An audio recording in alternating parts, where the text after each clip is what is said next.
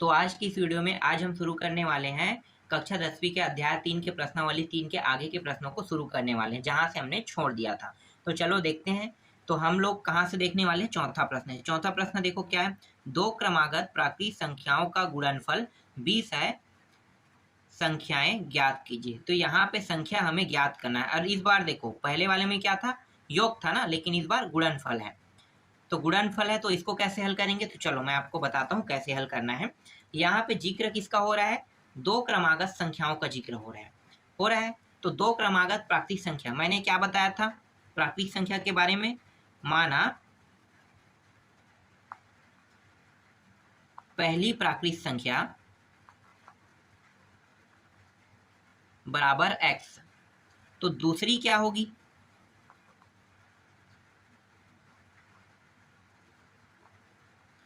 x plus 1 होगा। ठीक है, पहला अगर x होगा तो दूसरा होगा x प्लस 1 होगा। कैसे? ये मैं साबित कर सकता हूँ। आप जानते हो कि प्राकृतिक संख्या क्या होता है? 1 होता है, 2 होता है, 3 होता है, इस तरह से आगे बढ़ते रहेगा। 1 से ही शुरू होता है। तो देखो, अगर मैं x का मान 1 रखूंगा तो 1 आ जाएगा यहाँ पे, ध्यान दो। और x का मान यहाँ भी 1 रखते हैं, दोनों में जब इसमें 1 रखेंगे तो यहाँ भी 1 रखेंगे, तो 2 आना चाहिए दूसरा मान।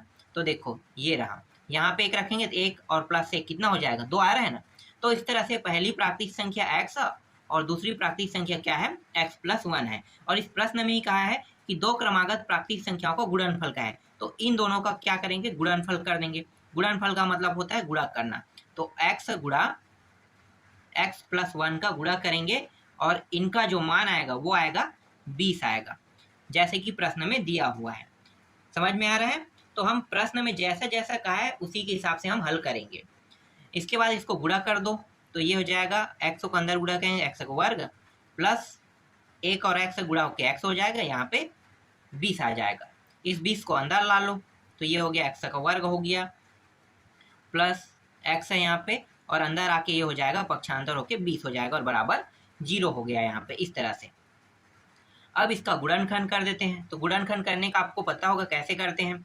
तो यहाँ पे देखो, इसके साथ कोई संख्या ऐड है क्या? नहीं है, तो नहीं है मतलब 1 है। ठीक है, तो इसको कुछ नहीं करेंगे, यहाँ पे ध्यान देना है 20 को। तो 20 को हमें क्या करना है? गुणनखंड करना है। आपको पता है इस प्रकार से हम गुणनखंड करते हैं। तो 20 का गुणनखंड कर लो। तो यहाँ पे मैं 4 से करता हूँ, 4 पंचे 5 एकम, इस तरह से। तो देखो यहाँ पे 5 है और यहाँ पे 4 है, और मुझे इन दोनों को जोड़ना या घटाना, इस प्रकार का यहाँ पे चिन्ह लगाना है कि यहाँ पे x मुझे प्राप्त हो, वो भी प्लस में। तो ये वाला तो प्लस में रहेगा, और ये वाला अगर मैं माइनस में करता हूँ तो यहाँ पे प्राप्त हो जाएगा प्लस में 1 प्राप्त हो जाएगा। देखो प्राप्त हो रहा है प्लस में 1। तो यहाँ पे इस x के स्थान पे क्या रख सकता हूँ? ये मान मैं रख सकता हूँ, तो रख दो भाई। तो यहाँ पे एक्स स्क्वायर जैसा है वैसा रहेगा, प्लस एक्स की जगह में 5x लिखेंगे क्योंकि इसके साथ x का ऐड है, और यहाँ पे 4x हो जाएगा माइनस 20 बराबर 0। इस तरह से जोड़ा बना दो। तो इस जोड़े से x बाहर निकल गया उभयनिष्ठ रूप में, यहाँ पे बचेगा x प्लस 5 बचेगा। फिर यहाँ पे देखो क्या बाहर निकल रहा है? यहाँ पे 4 बाहर निकल रहा है, क्योंकि 4 के पहाड़ा में ये भी आता है, 4 के पहाड़ा में ये भी आता है। तो यहाँ पे जो माइनस में रहेगा वो कोष्टक के अंदर क्या हो जाएगा? प्लस में होगा। तो ये भी माइनस में, ये भी माइनस में, मतलब कोष्टक के अंदर में दोनों मान क्या हो जाएगा? प्लस में हो जाएगा, इस तरह से 0। ये 4 एक कम, ठीक है। तो यहाँ पे 4 बाहर निकला तो ये x आ गया, और 4 पंचे तो यहाँ पे 5 आ गया, इस तरह से। इसके बाद x प्लस 5, और यहाँ पे जो बचा है ना उसको दूसरे कोष्टक में लिखते हैं x माइनस 4 बराबर 0। एक बार इसको और इसको हल करेंगे और दूसरी बार इसको और इसको लेकर हल करेंगे। तो यहाँ पे दो खंडों में से बांट लेंगे। पहला खंड हल करते हैं, x प्लस 5 बराबर 0। तो यहाँ पे x बराबर, यहाँ पे क्या हो रहा है? देखो 5 ऊपर जाके माइनस 5 में आ रहा है। ये जो x का मान है माइनस में आ रहा है, ये एग्जिस्ट नहीं करेगा। ठीक है, x के बराबर जो मान है वो कभी भी 5 प्राप्त नहीं होगा। अब हम दूसरे वाले को हल करते हैं। तो यहाँ पे x माइनस 4 बराबर 0, x बराबर उस साइड जाके प्लस 4 में होगा। तो ये 4 जो है एग्जिस्ट कर रहा है, लेकिन 5 जो है माइनस 5 कभी भी एग्जिस्ट नहीं करेगा। ठीक है, ऐसे प्रश्नों के लिए तो क्या करेंगे?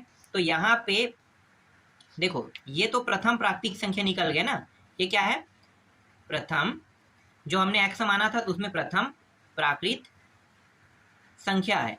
तो द्वितीय को निकालेंगे। तो द्वितीय के लिए देखो क्या था? x प्लस 1 था, इसमें मान रख दो। x की जगह में हम 4 रखेंगे, और इसके बाद 1 है बराबर 5। तो यहाँ पे द्वितीय जो प्राकृतिक संख्या वो क्या निकला, 5 निकला। तो यही क्या है इसका आंसर, एक का 4 आया, एक का 5 आया। समझ में आया? तो इस तरह से प्रश्नों को बनाया जाता है। समझ में आ गया चौथा प्रश्न।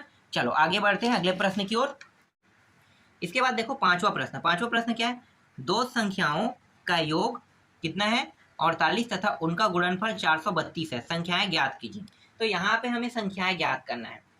तो कैसे हल होगा ये प्रश्न, तो देखो मैं आपको बताता हूँ कैसे हल होगा। चलो देखें, ये भी प्रश्न बहुत ही आसान है। आपको क्या करना है भाई, यहाँ पे पहले जो कहा है उसके हिसाब से चलेंगे। दो संख्याओं का योग कह रहा है। अब इस बार दो संख्याओं का योग कह रहा है, क्रमागत नहीं बोल रहा है, याद रखना, क्रमागत नहीं कह रहा है, दो संख्या बोल रहा है। तो यहाँ पे हम पहली संख्या मान सकते हैं, संख्या को हम x मान सकते हैं, और दूसरी संख्या को क्या मानेंगे, बताओ मुझे, दूसरी संख्या को क्या माने। और ये प्रश्न जो है वो एक चर वाला है, तो हम यहाँ पे y तो मान नहीं सकते, क्योंकि एक चर के रैखिक समीकरण में दोनों वैल्यू x ही होना चाहिए, और x रखेंगे तो ये पॉसिबल ही नहीं है। तो फिर कैसे रखेंगे, तो मैं आपको एक एग्जाम्पल देता हूँ कि ये डायरेक्ट कैसे ये लोग ना सेकेंड वैल्यू को उठाए हैं। देखो यहाँ पे एग्जाम्पल में समझो ना, इसको आपको लिखना नहीं है, बस समझना है। मान लो पहली संख्या x है, एग्जाम्पल है, ठीक है। यहाँ पे मैं y ले रहा हूँ, तो आप लोग ये मत कहना कि सर आप एक वैल्यू वाले पढ़ा रहे हैं तो यहाँ पे दो वैल्यू कैसे आ गया, ठीक है। तो एक चर वाले राशि में दो चर राशि को आप कैसे बता रहे हो। तो यहाँ पे मैं आपको समझा बस रहा हूँ, हम लेंगे एक ही चर प्रश्नों को हल करने के समय। तो यहाँ पे x और y, ठीक है। अब x और y को मान लो ये पहला संख्या, ये दूसरा संख्या, और इस प्रश्न में क्या है, दोनों का योग कितना है 48 का है, ठीक है। अभी मैं एग्जाम्पल बता रहा हूँ कि यहाँ पे दूसरी संख्या क्या आने वाला है। यहाँ पे ये पहली संख्या था और ये क्या था, दूसरी संख्या था, ठीक है। तो पहली संख्या तो फिक्स है कि एक चर में x हमारे पास फिक्स है कि पहली संख्या x होगा, लेकिन दूसरी संख्या को हम y नहीं रख सकते, ये आपको पता होगा। इसको हम नहीं रख सकते क्योंकि हमें एक चर वाले प्रश्न में सिर्फ एक चर को ही लेना है, जैसे कि x है तो हमें x ही लेना है। तो हम क्या करेंगे, y को यहीं पे रहने देंगे और इस x को उस पार पक्षांतर कर देंगे। तो क्या हो जाएगा 48 माइनस एक्स। तो दूसरी संख्या क्या बन गया, 48 माइनस एक्स बन गया। समझ में आया? ये पूरा प्रक्रिया ऐसे हुआ है, और शॉर्टकट ना आपके गाइड या किसी चीज में दिया होता है, ये इस तरह से शॉर्टकट ला देते हैं, जबकि ये पूरा प्रक्रिया इस फॉर्म में होता है। तो देखो इस तरह से आपकी पहली संख्या ये, दूसरी संख्या क्या बन गई 48 माइनस एक्स बन गई। तो हमारे पास पहली भी संख्या आ गई और दूसरी भी संख्या आ गई। अब क्या करेंगे, अब बस हल करेंगे, ठीक है। तो फिर प्रश्न के हिसाब से करते हैं, ठीक है। यहाँ पे लिख लो प्रश्नानुसार, प्रश्नानुसार, प्रश्न के हिसाब से हल करो। तो देखो प्रश्नानुसार के प्रश्न में क्या क्या है, तथा उनका गुणनफल क्या है, किनका गुणनफल, इन दोनों का गुणनफल। तो x को गुणा कर दो 48 माइनस एक्स के साथ, और इसका गुणनफल जो प्राप्त होगा वो प्राप्त होगा 432। इस तरह से इस अंदर गुणा कर दो x का, तो ये हो जाएगा 48 x माइनस एक्स का वर्ग बराबर 432। यहाँ पे ये जो माइनस में x है उसको हमें प्लस में करना है। तो इसका तरीका क्या है, पूरे पद में माइनस का गुणा कर देंगे, तो क्या हो जाएगा, चिन्ह जो है वो परिवर्तन हो जाएगा। तो जो प्लस में वो माइनस, माइनस क्या हो जाएगा प्लस, तो ये प्लस में है तो क्या हो जाएगा माइनस में हो जाएगा। तो ये माइनस 48 एक्स हो गया, ये माइनस में क्या हो जाएगा, ये प्लस में हो जाएगा। फिर ये किस में है, देखो ये जो है ये प्लस में है, तो ये भी माइनस 432 हो जाएगा। इसको क्रम से जमा लेते हैं, एक्स का वर्ग माइनस 48 एक्स, इसको अंदर ले आते हैं तो ये प्लस हो जाएगा। अब ये 432 बराबर 0। इस तरह से यहाँ पे एक समीकरण हमें प्राप्त हो गया। इस समीकरण के साथ क्या करेंगे, गुणनखंड करेंगे। आपको पता है गुणनखंड करने वाला तरीका, ठीक है। तो गुणनखंड कर देते हैं। कैसे करेंगे, देखो इसके साथ कोई संख्या गुणा है क्या, नहीं है, तो क्या करेंगे, इसका बस गुणनखंड करेंगे। तो 4 3 2 इसका गुणनखंड कर दो। तो देखो कैसे करना है, आप यहाँ पे मैं 2 से कर लेता हूँ, तो ये हो गया 2 दूनी 2 एकम 2 छक्के, फिर 2 से करो 2 एकम 2 शून्यम 2 अट्ठे, फिर 2 से होगा ये 2 पंचे 2 चौके, फिर ये 2 से हो रहा है तो कर देते हैं 2 दूनी 2 सत्ते। अब ये 2 से नहीं होगा, अब होगा ये 3 से, तो 3 से करते हैं 3 निया 27, फिर 3 से होगा तो 3 तिया और फिर 3 एकम। इस तरह से देखो जोड़ा में, देखो ये दोनों जोड़ा बना रहे हैं, ये दोनों जोड़ा बना रहे हैं, ये दोनों जोड़ा बना रहे हैं, ठीक है। इस तरह से तो हम क्या करेंगे, इन दोनों जोड़ों को एक साथ ले लेंगे। तो कितना होगा, गुणा कर दो, ये जोड़ा ये और ये गुणा करोगे कितना होगा, 2 दूनी 4 और ये 4 तिया कितना, 12 12 तिया कितना होगा 36। तो यहाँ पे एक मान हमें प्राप्त हो जाएगा 36। अब ये जो बन रहा है यहाँ पे जोड़ा बन रहा है, ठीक है, ये एक सेकंड, ये जोड़ा नहीं बना रहा है, ये जोड़ा बस बना रहा है, ये 3 अकेला है, ठीक है, इन दोनों को हमने जोड़ा लिया, ये 3 अकेला है। अब ये जो बचा है ना, ये जोड़ा बना रहा है लेकिन ये जोड़ा नहीं बना रहा है, तो अभी कोई लेना देना नहीं हमें, हमारे पास 2 जोड़ा तो मिल गया ना, ये जोड़ा नहीं बना रहा है, तो हम क्या करेंगे, इन सभी को हल कर लेंगे। ये जोड़ा बना रहा है, 3 दोनों को हल करो, 2 दूनी 4, और ये जोड़ा नहीं बनाया, फिर भी इसको साथ इसको गुणा करेंगे, तो कितना होगा, 4 तिया 12, तो यहाँ पे आ गया 12। अब हम क्या करेंगे, यहाँ पे 48 है, मुझे 48 चाहिए, तो मैं क्या करूँगा, इसको भी माइनस करूँगा, इसको भी माइनस, दोनों को माइनस करके देखो, माइनस, और यहाँ पे माइनस करूँगा तो माइनस 48 आ गया। अगर मैं इन्हीं दोनों को गुणा करूँगा तो कितना प्राप्त होगा, प्लस में इतना प्राप्त होगा, ठीक है, प्लस में आएगा मान, देख लो, माइनस में क्या हो जाएगा, प्लस हो जाएगा, तो प्लस में प्राप्त होगा, तो हम इसके स्थान पे क्या रख सकते हैं, ये मान रख सकते हैं, तो रख दो भाई। तो ये हो गया एक्स वर्ग minus 36x minus 12x plus 432 बराबर 0।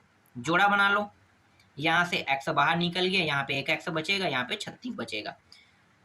फिर यहाँ पे देखो, यहाँ पे माइनस है, 12 को बाहर निकाल लेते हैं, ये x हो गया, और 12 के पहाड़े में 36 बार में आता है, और यहाँ पे हमने माइनस को बाहर निकाला, इसका मतलब क्या है, जो माइनस में रहेगा वो कोष्टक के अंदर प्लस होता है, और प्लस जो रहता है वो माइनस होता है, तो ये तो माइनस में था, तो कोष्टक के अंदर में x प्लस में हो गया, और ये किस में, प्लस में, तो ये क्या हो जाएगा, माइनस में हो जाएगा, और ये 36 बराबर 0।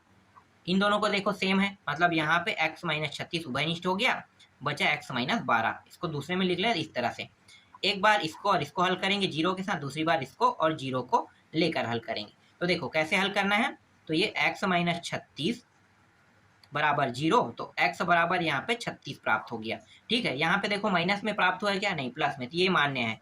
इसके बाद यहाँ पे देखो x माइनस 12 बराबर 0, x बराबर ये 12 होगी, ये भी प्लस में आया है और ये भी प्लस में प्राप्त हुआ है, तो यहाँ पे दोनों मान किसमें है, प्लस में है। तो x की वैल्यू क्या क्या प्राप्त हुई, पहली जो संख्या है वो क्या प्राप्त हुआ, पहली जो संख्या है वो यहाँ पे 36 प्राप्त हुआ, और दूसरी संख्या 12 प्राप्त हुआ, यही क्या इसका आंसर है। तो देखो इस तरह से आपको बनाने हैं, बहुत आसान था प्रश्न। चलो नेक्स्ट प्रश्न को देखते हैं। इसके बाद हम आते हैं 6वां प्रश्न में। देखो 6वां प्रश्न देख लेते हैं, कहाँ पे है भाई, यहाँ पे देखो 6वां प्रश्न में क्या लिखा है, यहाँ पे लिखा है, एक समकोण त्रिभुज का क्षेत्रफल 165 वर्ग मीटर है, यदि समकोण त्रिभुज के शीर्ष की लंबाई यहाँ पे उसकी आधार भुजा से 7 मीटर अधिक हो तो शीर्ष लंब की लंबाई ज्ञात कीजिए। तो शीर्ष लंब की लंबाई ज्ञात करना है, तो कैसे बनेगा भाई ये प्रश्न, अब मुझे बताओ। बहुत आसान है, आपको क्या करना है, जैसे कहा वैसे करना है। चलो मैं आपको बताता हूँ कैसे हल होगा। देखो सबसे पहले हम इसके लिए हम चित्र बनाएंगे, ठीक है, क्योंकि ये बोल रहा है एक समकोण त्रिभुज का जिक्र कर रहा है, तो हम चित्र बना लेते हैं, बहुत आसान हो जाएगा। जब आप चित्र बनाओगे ना तो बहुत ही आसान हो जाता है। ये एक समकोण त्रिभुज है, समकोण त्रिभुज में ये भुजा जो है ना 90 अंश का होना चाहिए, तभी ये समकोण त्रिभुज होगा। तो ये 90 अंश का है, ये समकोण त्रिभुज है। अब इस प्रश्न में क्या कहा है कि इसका जो क्षेत्रफल है, क्षेत्रफल मतलब ये अंदर के हिस्से, ये जो सब अंदर में दिखाई दे रहा है ना, जिसको मैं काट रहा हूँ, जितने जितने हिस्से में ये जा रहा है, ये पूरा क्षेत्रफल कहलाता है। तो इस पूरे क्षेत्रफल का जो मान है वो है कितना है, 165 है, और इसको हम लिखते हैं वर्ग मीटर में लिखेंगे, ठीक है, वर्ग मीटर, या हम इसको ऐसे भी लिख सकते हैं 165 मीटर स्क्वायर, इस तरह से, ठीक है। तो ये अंदर के हिस्से का मान कितना है, इतना है। अब जब हम आगे इसको प्रश्न को पढ़ते हैं तो यहाँ पे क्या है, शीर्ष लंब की लंबाई आधार से 7 अधिक है कह रहा है। तो आधार कौन है भाई यहाँ पे, ये मुझे बताओ। चलो यहाँ पे मैं इसको ए लिख रहता हूँ, ये बी पॉइंट है, ये सी पॉइंट है। आधार का मतलब होता है ये नीचे वाले हिस्से, ये जमीन को हम कहते हैं आधार। तो बी और सी जो है ये जमीन है, तो यहाँ से यहाँ की दूरी को हम मानेंगे x, और लंबाई जो है इससे 7 अधिक है, मतलब यहाँ से यहाँ ये ऊपर लंबाई है, ठीक है, इसी को हम लंबाई ऊंचाई भी बोलते हैं, दोनों सेम है। तो ये यहाँ से यहाँ की लंबाई जो है ये आधार से कितना अधिक है, 7, आधार कितना है, x है ना, तो x से 7 अधिक मतलब x प्लस 7 कर देंगे। तो यहाँ पे इस तरह से आपको पता चल गया कि आधार का मान x है और लंबाई का मान x प्लस 7 है, और इसका क्षेत्रफल कितना है, 165 वर्ग मीटर है, जिसको हम इस प्रकार से लिख सकते हैं। तो इसको अगर आप लिखो तो ये x मीटर हो जाएगा, x प्लस यहाँ पे 7 मीटर हो जाएगा। इस तरह से आप इसको लिख सकते हो। समझ में आया यहाँ तक। अब क्षेत्रफल का सूत्र जानना है हमें कि क्षेत्रफल का सूत्र क्या होता है। तो आपको पता होगा कि इसके जो क्षेत्रफल का सूत्र होता है, क्षेत्रफल बराबर 1/2 लंबाई गुणित चौड़ाई होता है। ठीक है, क्या होता है? 1/2 लंबाई गुणित चौड़ाई क्षेत्रफल का सूत्र है। ठीक है, तो हम इसी सूत्र का उपयोग करके इस प्रश्न को हल करेंगे। तो चलो अब हम शुरुआत में आते हैं, सबसे शुरू पॉइंट में। तो जो जो दिया है उसको लिख लेते हैं। तो एक समकोण त्रिभुज का जिक्र किया है तो हम यहाँ पे लिख लेते हैं हल। ठीक है, माना ABC क्या है? एक समकोण त्रिभुज है, त्रिभुज है। ठीक है, ABC क्या है? ABC एक समकोण त्रिभुज है जिसमें जो भुजाएं हैं, ठीक है, यहाँ पे जो भुजाएं, यहाँ पे चलो लाइट मान रख लेते हैं। यहाँ पे AB बराबर x+7, BC बराबर कितना है? x। इस तरह से आप मान को रख लो। BC का मान कितना है इसका, और दिया है यहाँ पे एक और मान दिया हुआ है। क्या दिया हुआ है? दिया है क्षेत्रफल का मान। ठीक है, तो क्षेत्रफल बराबर कितना दिया हुआ है? 165 मीटर यहाँ पे दिया। इसको भी मीटर में लिख लेना, ठीक है, और इसको भी आप मीटर में लिख लो। और ये मीटर वर्ग रहेगा क्योंकि ये क्षेत्रफल है, तो इन दोनों को गुणा होकर ये मीटर स्क्वायर हो जाता है। ठीक है, तो ये मीटर स्क्वायर में इस तरह से प्रश्न में दिया हुआ है। यहाँ तक आपको समझ में आ गया। अब प्रश्न में हमें क्या ज्ञात करने के लिए कहा है? शीर्ष लंब की लंबाई ज्ञात करने के लिए कहा है, मतलब x की वैल्यू हमें ज्ञात करने के लिए कहा है। ये चीज हमें पता है। तो चलो देखते हैं भाई कैसे ज्ञात करना है। अब तो यहाँ पे क्षेत्रफल का सूत्र क्या है? देखो यहाँ पे जो क्षेत्रफल है उसके सूत्र का उपयोग करेंगे। क्षेत्रफल बराबर क्या है? लंबाई गुणित चौड़ाई। तो लंबाई क्या है देख लो, ये लंबाई है। तो लंबाई को हमने AB से दर्शाया, तो हम यहाँ पे लिख लेते हैं AB गुणित चौड़ाई क्या है? BC। आधार जो है यही चौड़ाई है ना, तो आधार लिख सकते हो या चौड़ाई लिख सकते हो, उसको दोनों एक ही है। तो यहाँ पे आप लिखो BC और यहाँ पे 1/2 लिख लेते हैं, इसके साथ गुणा था। अब इनके मानों को रख दो। क्षेत्रफल का मान कितना है? 165 था, 1/2 है। AB का मान कितना है भाई? x+7 है, और BC का मान x था। इस तरह से आप लिख लो। यहाँ पे 165 और ये जो 2 है तीजा गुणा होके ऊपर आ जाए। क्यों ऐसा होगा? क्योंकि ये सभी मान देखो गुणा के रूप में है, गुणा के रूप में, इसलिए इसको ये गुणा कर देगा। यहाँ पे ये x है, इसके अंदर गुणा कर देंगे तो x² प्लस 7x हो जाएगा। इस तरह से ये जो मान है इसको इस साइड ले जाएंगे। गुणा करने के बाद पहले गुणा कर लो। 5 दूनी हो गया 10 हो गया, 6 दूनी 12 का 2, 1 13। ठीक है, हासिल आया 1 था तो 13 हो गया। और यहाँ पे एक हासिल ले आएगा तो 2 1 कम 2 और 1 3 हो गया, 330 आ गया। फिर x² प्लस 7x। अब इसको उस पार ले जाओ तो यहाँ पे 0, x² प्लस 7x, इस साइड आके माइनस 330 हो जाएगा। इस तरह से इसको अब क्रम से जमा लेते हैं, तो इसको आगे ला लेते हैं। x+7x माइनस 330 बराबर 0। यहाँ पे इसको अल्टी कर रहे हैं और इसको इस प्रकार से पलटी कर रहे हैं। तो अल्टी पलटी करने में ना कोई भी चिन्ह परिवर्तन नहीं होता है। ठीक है, इसको जमाना कहते हैं। तो क्रमवार जमा लिए, तो जमाने में कभी भी चिन्ह परिवर्तन नहीं होता है। समझ में आ गया? तो इसको हम जमा लिए, तो यहाँ पे हमें एक समीकरण प्राप्त हो गया। अब हम क्या करेंगे? इसका गुणनखंड करेंगे। गुणनखंड करने का आपको तरीका पता होगा, कैसे होगा? चलो यहाँ पे मैं आपको बता देता हूँ। 330 का गुणनखंड करते हैं, तो ये 2 से हो रहा है तो 2 से कर देते हैं। 2 एकम 2 छक्के और 2 पंचे, इस तरह से हो गया। अब ये 2 से नहीं जाएगा। ठीक है, ये कितने से जा रहा है? 3 से जा रहा है। क्या जा रहा होगा? तो कर देते हैं। चलो 3 से करते हैं। ये हो गया 3 पंचे 3 पंचे। ठीक है, 3 से जा रहा था, अब 3 से नहीं जाएगा, 5 से जाएगा। तो 5 से कर दो, 5 एकम 5 एकम, इस तरह से। और ये अब जाएगा 11 से जाएगा, 11 एकम। ठीक है, यहाँ पे देखो। अब हम क्या करेंगे? इन दोनों का गुणा कर देंगे और ये वाला हिस्सा और ये वाला। देख, सबसे बड़ा मान 11 है और सबसे छोटा मान क्या है? 2 है। इनका गुणा कर दो। और यहाँ पे बीच का मान क्या है? 3 और 5 है। इन दोनों को गुणा कर दो। तो इसको गुणा करेंगे तो 11 दूनी कितना हो गया? 22 हो गया। और इन दोनों को गुणा करेंगे कितना हो गया? 5 या 15, ये हो गया 15 हो गया। अब हमें क्या करना है? यहाँ पे देखो कितना है? 7 लाना है हमें। तो 7 लाने के लिए हम क्या करेंगे? एक को प्लस और माइनस करेंगे तो 7 आ जाएगा। तो बड़ा संख्या यहाँ पे देखो प्लस करेंगे तो 7 प्लस में प्राप्त होगी। ये प्लस में होगा, ये माइनस में, तब ये +7 प्राप्त हो जाएगा। तो देखो +7 प्राप्त होगा। अगर इन दोनों को गुणा करोगे तो माइनस में मान 330 प्राप्त होगा। आप गुणा करके देख लो, क्योंकि ये गुणनखंड विधि है तो गलत तो होगा ही नहीं।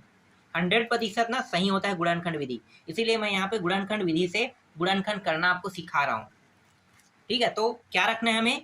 7 के जगह में हमें रखना है यहाँ पे x² plus 22x minus 15x minus 330 बराबर 0। जोड़ा बना लो भाई, इन दोनों जोड़े से क्या बाहर निकल सकता है? तो यहाँ पे क्या क्या निकलेगा? एक जोड़े से निकल रहा है, x से निकल रहा है, ठीक है। पहले वाले जोड़े से यहाँ पे हम लिख लेते हैं, x उभयनिष्ठ निकला, एक x बचेगा और यहाँ पे प्लस 22 रहेगा। फिर यहाँ पे क्या है देख लेते हैं, यहाँ पे एक मिनट मैं आपको दिखा भी देता हूँ।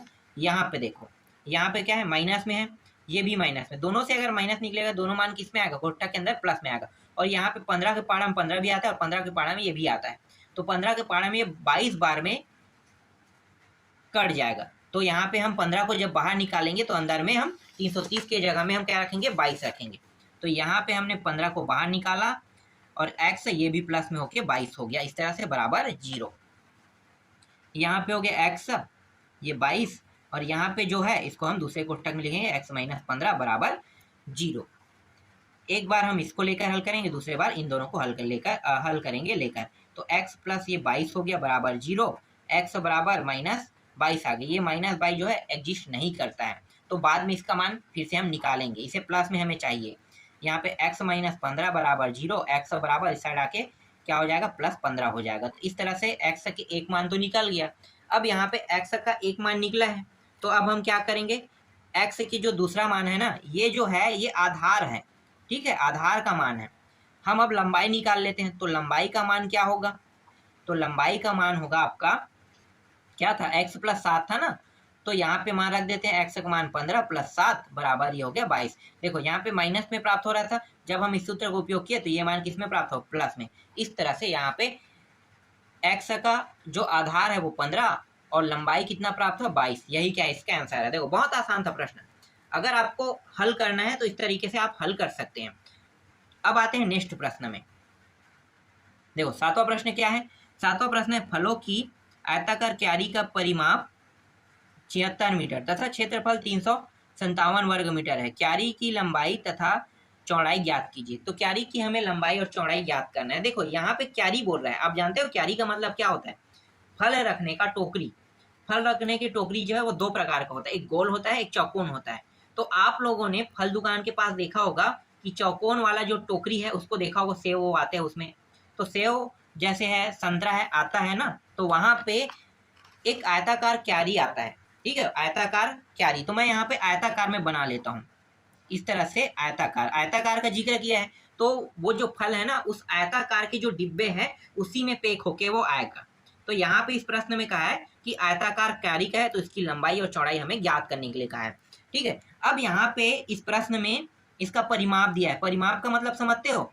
ये जो बाहरी आवरण है ना, यहाँ से ये हम गिन रहे हैं, यहाँ से यहाँ, यहाँ से यहाँ, यहाँ से यहाँ, ये पूरा हिस्सा क्या कहलाता है? परिमाप कहलाता है। और अगर गोल चीजों में जाते हैं तो उसे हम परिधि कहते हैं, याद रखना, गोल को हम परिधि कहते हैं। जब वृत्त में हम आते हैं तो यही जो परिमाप है उसको हम परिधि के नाम से जानते हैं, और जब हम आयत में आते हैं तो इसी परिमाप मतलब जो वहां पे परिधि है इसको हम परिमाप के नाम से जानते हैं। है तो दोनों सेम, मैं आपको समझाता हूँ। देखो आप स्कूल तो जानते हैं अपने स्कूल के बारे में, आपके स्कूल में बाउंड्री वॉल हुआ होगा या तार की जाली लगा होगा, ठीक है। तो अगर मैं आपको उसको नापने के लिए कहूंगा तो आप कैसे नापोगे? सिंपल सा है, आप टेप लोगे, गेट है यहाँ पे, मान लो ये गेट है, यहाँ से आप टेप रखोगे, इस तरह से नापते जाओगे, आप बताओगे इसका ये जो लंबाई है मान लो लगभग कुछ आया, तो आप यहाँ पे कुछ कहोगे इतना आया है, यहाँ से नापे तो फिर यहाँ से इस तरह से नापते जाएंगे तो यहाँ पे कुछ आया, फिर कहोगे यहाँ से नापेंगे, यहाँ पे कुछ आया, फिर यहाँ से नापेंगे, यहाँ से कुछ आया, सभी को आप जोड़ लोगे। तो जोड़ोगे तो जितना, ठीक है, मान आया उसी को हम परिमाप कहते हैं। परिमाप का मतलब होता है घेराबंदी। क्या होता है परिमाप का मतलब? घेराबंदी। अगर आप लोगों को नहीं पता है ना तो मैं आपको बता दूं कि परिमाप का मतलब होता है घेराबंदी। घेराबंदी कहाँ कहाँ करते हैं भाई? कई जगह करते हैं, तार की जाली से हम घेराबंदी करते हैं। तो कितना तार की जाली लगा लंबाई में, पूछते हैं ना कितनी लंबाई है आपकी, खेत की लंबाई, खेत की मान लो तार की जाली करते हैं, कोठार है उसकी करते हैं, स्कूल की बाउंड्री वाल की तार की जाली से फ्रेमिंग से हम घेराबंदी करते हैं। तो जितनी लंबाई पे हम घेराबंदी करते हैं, जितनी दूरी होता है उस टोटल लंबाई को हम क्या कहते हैं? परिमाप कहते हैं। समझ में आ गया? तो परिमाप का सूत्र क्या होता है? ठीक है, मैं आपको परिमाप का सूत्र बताता हूँ। देखो आपको याद नहीं करना है परिमाप का सूत्र, ऐसे ही याद हो जाएगा। आपको पता है कि ये क्या है? लंबाई है, इसको हम क्या कहते हैं? चौड़ाई कहते हैं। इसको हम लंबाई कहते हैं और इसको हम क्या कहते हैं? चौड़ाई कहते हैं। सबको पता है कि दो लंबाई होता है आयत में और दो चौड़ाई होता है। इन दोनों को जोड़ देते हैं, एक लंबाई, कितना हो गया, 2 लंबाई हुआ प्लस 2 चौड़ाई, दोनों को जोड़ दो, 2 चौड़ाई, इन दोनों में देखो 2 2 दोनों में 2 भैंस निकाल लेते हैं, यहाँ पे लंबाई बचेगा और ये यहाँ पे चौड़ाई बचेगा। तो यही क्या है, परिमाप का सूत्र। हम जो डायरेक्ट सूत्र उपयोग करते हैं ना, ये इस तरह से चित्र से बनता है, जिसको हम इस तरह से डायरेक्ट इस तरह से सूत्र का उपयोग करते हैं, हम लोग याद करते हैं, जबकि यहाँ पे याद करने वाली कोई भी टॉपिक नहीं है। देखो मैंने यहाँ पे डायरेक्ट सूत्र बना दिया। सूत्र बनाने का तरीका क्या है, 2 लंबाई को लिया इस तरह से, 2 चौड़ाई को लिया, यहाँ पे दोनों को भैंस निकाला और ये रहा सूत्र आपका बन गया। तो इस तरह से सूत्रों को बनाया जाता है। अब क्षेत्रफल कैसे बना होगा, तो देखो मैं आपको क्षेत्रफल बना के दिखाता हूँ। क्षेत्रफल ये लंबाई और ये चौड़ाई, चाहे ये लंबाई ये चौड़ाई, इन दोनों को गुणा करना है, इनमें से सिर्फ एक लंबाई एक चौड़ाई का गुणा करना है, तब ये क्षेत्रफल बन जाएगा। चाहे इसको करो चाहे इसको करो। तो यहाँ पे हम एक को कर देते हैं, ये लंबाई ये चौड़ाई गुणा कर देते हैं, तो ये बन गया हमारा क्षेत्रफल। देखो कितना आसान था ना, लंबाई का मान निकालना, चौड़ाई का मान निकालना। अब प्रश्न में दिया क्या क्या है, चलो लिख लेते हैं भाई।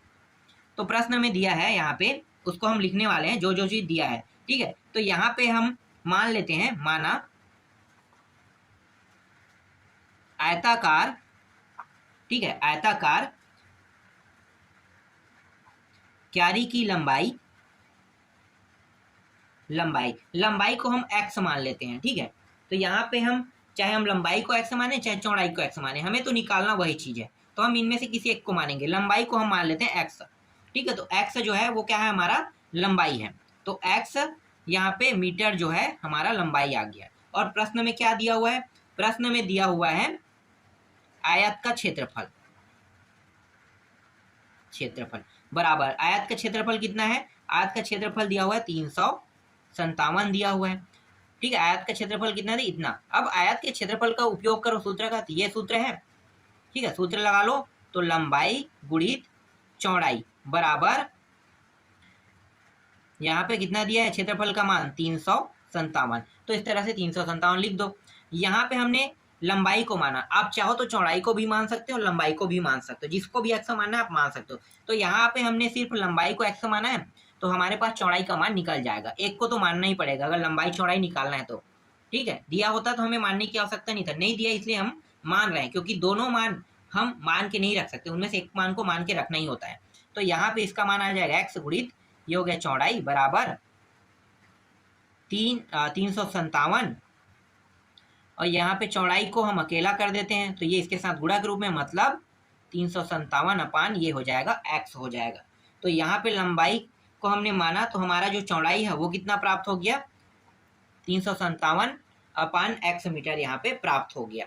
अब परिमाप लगा देते हैं भाई, परिमाप का जिक्र किया, परिमाप का जो मान था वो कितना था, 76 मीटर था, ठीक है, 76 मीटर। ये पूरा घेराबंदी जब हमने किया ना, ये लंबाई कुछ होगा, फिर कुछ चौड़ाई होगा, फिर कुछ लंबाई होगा, फिर कुछ चौड़ाई होगा, तो पूरा जब घेराबंदी यहाँ पे हुआ होगा तब यहाँ पे आया है 76 मीटर। मैं आगे आपको बताऊंगा कि कैसे इसका आंसर के माध्यम से हम उस पूरे मान को 76 मीटर में कैसे बांटे हैं, डिवाइड किए, उसको भी हम बताएंगे, ठीक है। आगे हल करते हैं। परिमाप का सूत्र क्या है भाई, आपको पता है परिमाप का सूत्र, तो परिमाप बराबर होता है 2 लंबाई गुणित क्या था, चौड़ाई था ना, गुणित नहीं था, प्लस था, सॉरी यहाँ पे प्लस है, इस तरह से। इसका मान कितना है, देखो 76 रख दो, फिर यहाँ पे 2 है। लंबाई का मान देखो क्या था, लंबाई को हमने x माना था ना, तो हम यहाँ पे x रखेंगे। चौड़ाई को देखो क्या निकला है, यहाँ पे 357 अपान x निकला है, तो यहाँ पे 357 अपान x हो गया इस तरह से।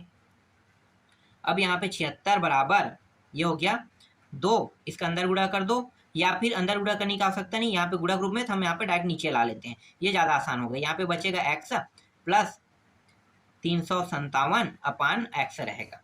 इसको डिवाइड कर दो भाई, कट रहा है तो ये हो गया 2 तिया और 2 अट्ठे, ठीक है। तो इस तरह से 38 बार में ये क्या हो गया, कट गया, तो यहाँ पे आ गया 38 आ गया।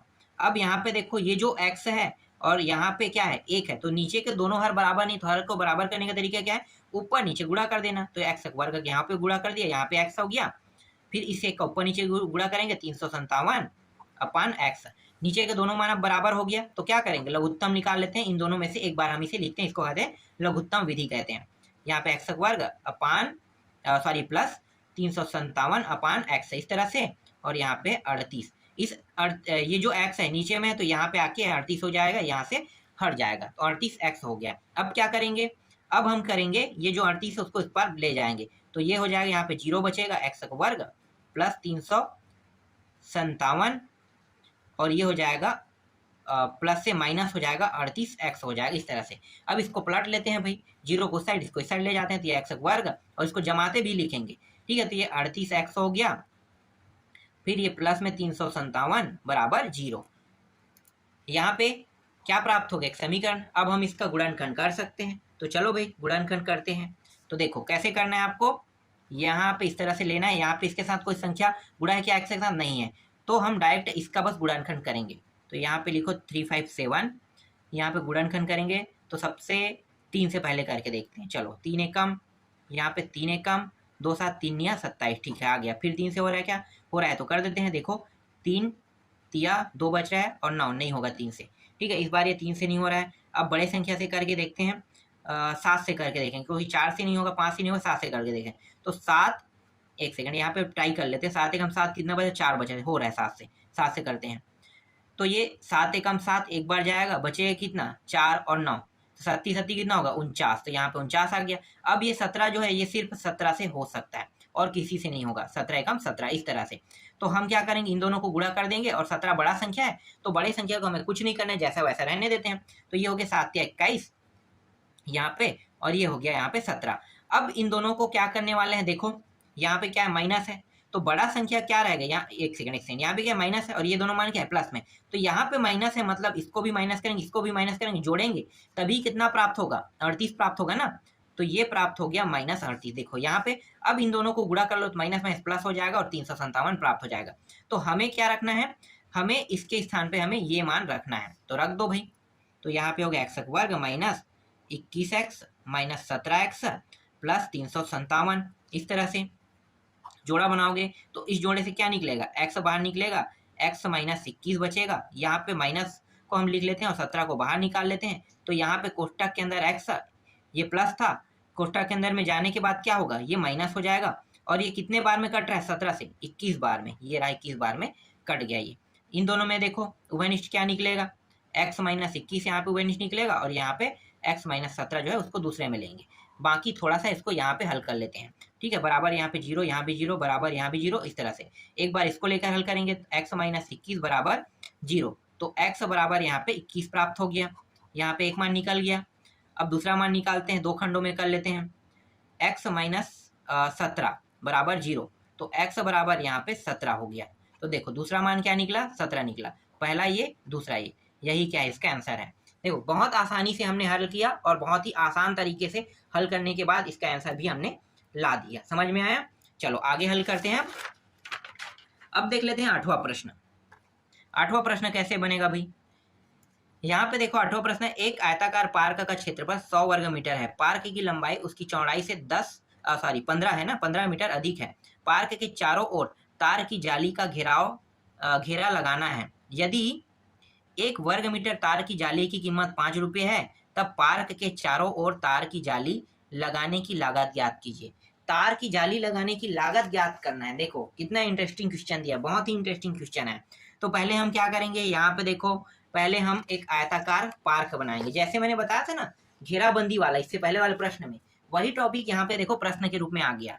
देखो कितना इंटरेस्टिंग टॉपिक है। पहले हम आयताकार पार्क बना लेते हैं, क्योंकि आयताकार का जिक्र किया, यह आयताकार पार्क है। इस पार्क का क्षेत्रफल मतलब ये अंदर वाला जो हिस्सा है, जो अंदर में देखो यहाँ पे मैं जितने को भी यहाँ पे इस तरह से कर रहा हूँ, ये पूरा अंदर एरिया है।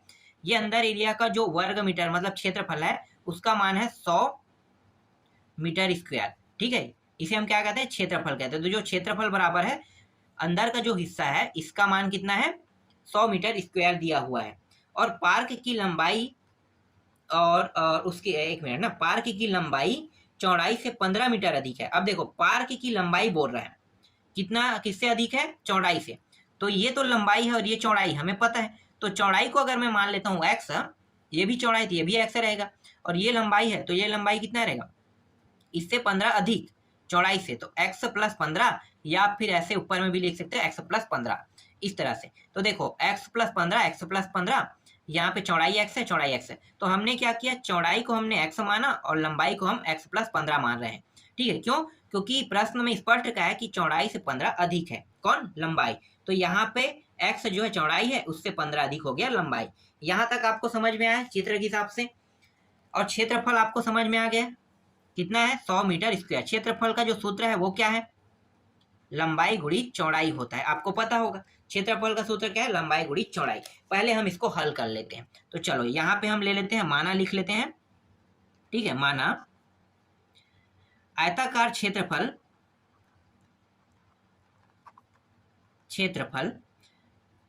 आयताकार, एक सेकंड, क्या था? आयताकार पार्क था, क्षेत्रफल नहीं। आयताकार पार्क की लंबाई बराबर x + 15 मीटर तथा चौड़ाई, मैं यहाँ पे शॉर्टकट में लिख रहा हूं, क्या है? x मीटर है। और दिया क्या है? दिया है क्षेत्रफल बराबर दिया है 100 मीटर स्क्वायर दिया हुआ है। तो क्षेत्रफल का सूत्र क्या है? अब हल करते हैं। तो हल करने के लिए हमें क्षेत्रफल का सूत्र चाहिए। तो यहाँ पे क्षेत्रफल का सूत्र है, क्षेत्रफल बराबर लंबाई गुणित क्या था? चौड़ाई था। अब इनके मानों को रख दो भाई। क्षेत्रफल का मान यहाँ पे कितना रखना है? 100 रखना है। और लंबाई कितना रखना है? देखो x + 15, इसके साथ गुणा होगा चौड़ाई का।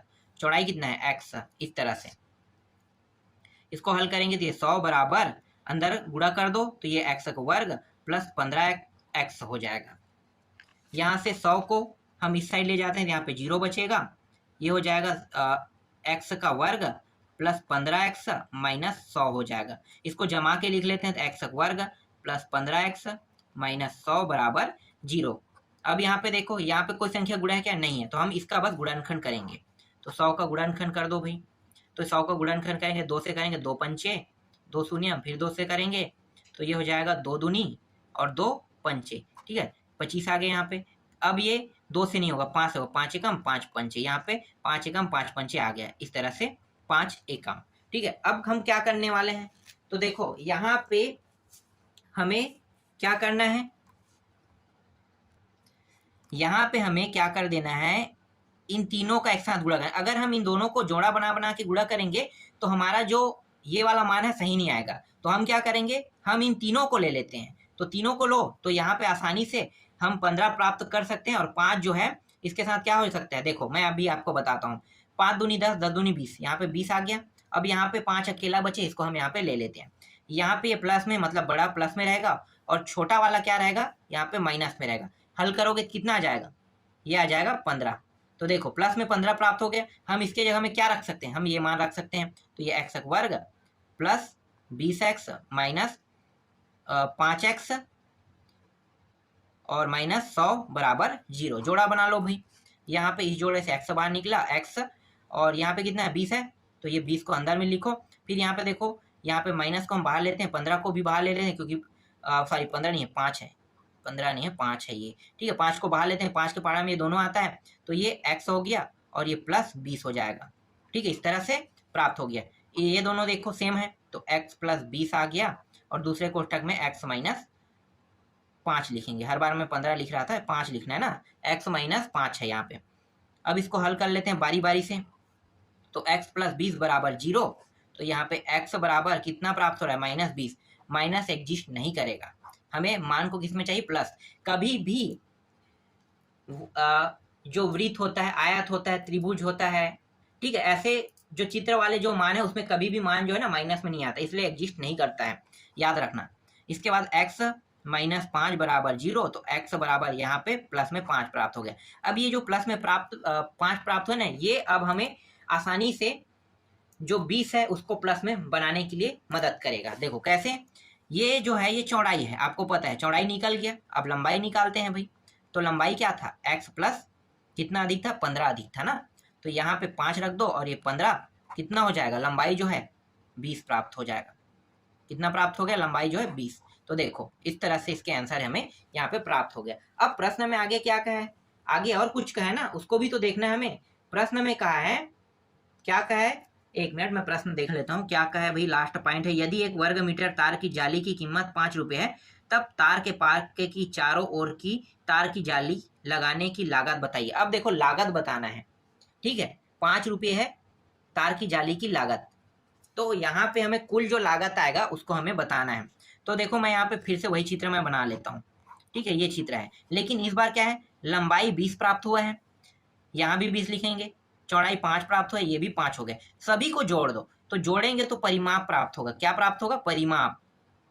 देखो परिमाप क्या होता है, लंबाई लंबाई चौड़ाई चौड़ाई दोनों होता है, तो 20 प्लस 20 लंबाई हो गया, 5 प्लस 5 चौड़ाई हो गया, सभी को जोड़ दो, 20 दूनी 40 और 5 कितना हो गया 45 और 5 50, तो यहाँ पे 50 हो गया। कुल जो यहाँ पे जो तार की जाली लगाना है वो 50 मीटर में हमें लगाना है, ठीक है। तो इसका सूत्र क्या होता है परिमाप का, तो यहाँ पे मैं लिख लेता हूँ परिमाप बराबर 2 लंबाई प्लस चौड़ाई, यही होता है। चलो यहाँ पे रख देते हैं अब, तो यहाँ पे 2 हो गया, लंबाई का मान कितना आया था देख लो, ये जो मैंने निकाला है एकदम शॉर्टकट ट्रिक है, ये शॉर्टकट बहुत ही ज्यादा, लेकिन हम यहाँ पे ये सूत्र का उपयोग करेंगे, तो यहाँ पे फिर से हम लंबाई को लिखेंगे, कितना है 20 और चौड़ाई कितना है 5, इस तरह से देखो 50 ही प्राप्त होगा ना इसमें भी। यहाँ पे 2 हो गया और ये 20 और 5 कितना हो गया 25, इस तरह से दोनों को गुणा कर दो, तो 20 5 कितना हो गया, सॉरी 25 गुणित 2 कितना हो जाएगा 50, तो यहाँ पे देखो 50 मीटर इस तरह से परिमाप आ गया। अब परिमाप हमें प्राप्त हो गया है, तो अब तार की जाली लगाना है, तो तार की जो जाली है उसके 1 मीटर की 1 मीटर की, जब 1 मीटर में हम तार जाली लगाते हैं तो 5 रुपये का लागत आता है, तो 50 मीटर में कितना होगा, तो यहाँ पे 50 गुणित 5 हो जाएगा, कुल हो जाएगा 500 5 5 25, 250 रुपया होगा, ठीक है 250 रुपया। तो यही क्या इसका आंसर है, देख लो भाई, ऐसे निकाला जाता है प्रश्नों को, ऐसे बनाया जाता है, बहुत आसान था, आसानी से भी हमने हल कर दिया।